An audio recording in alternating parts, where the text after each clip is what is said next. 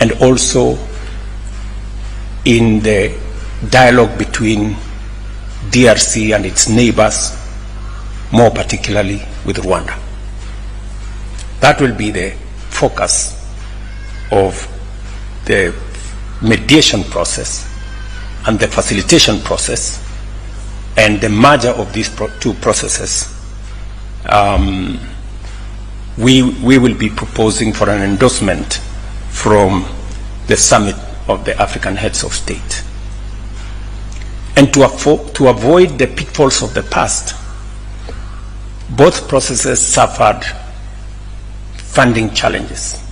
We have agreed that this time round, we want to agree on a funding mechanism that is predictable and that can sustain the whole process to its conclusion, because the situation in DRC is so dire, is so tragic. In fact, it is an indictment to leadership, not just in our region, but I think globally as well.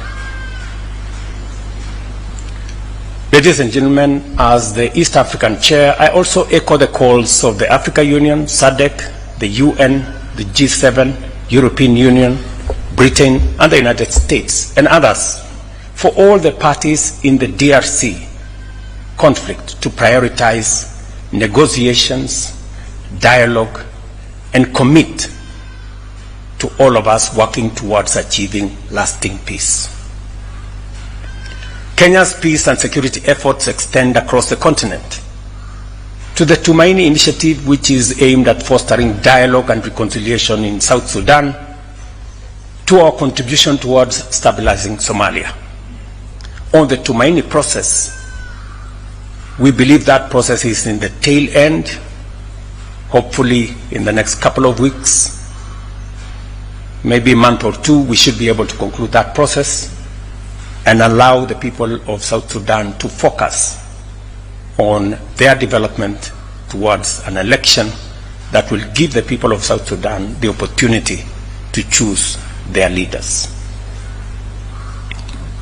On the Somali process, we are participating in the post-ATMIS arrangement and possibly working with other partners in the new arrangement to see how efforts of stabilizing Somalia can be achieved using and working with all the troop contributing countries and all the other partners that are supporting that process. We urge our international partners to support these missions and ensure their success. In late January, I met Sudan's foreign minister and discussed the terrible situation in Sudan. And I believe this is our next frontier of engagement. I had a robust engagement with the President al-Sisi of Egypt on these matters touching on Sudan and on what Kenya and Egypt and all the other neighbors can contribute towards the situation that keeps deteriorating in Sudan. The toll on human life, the serious situation, humanitarian situation,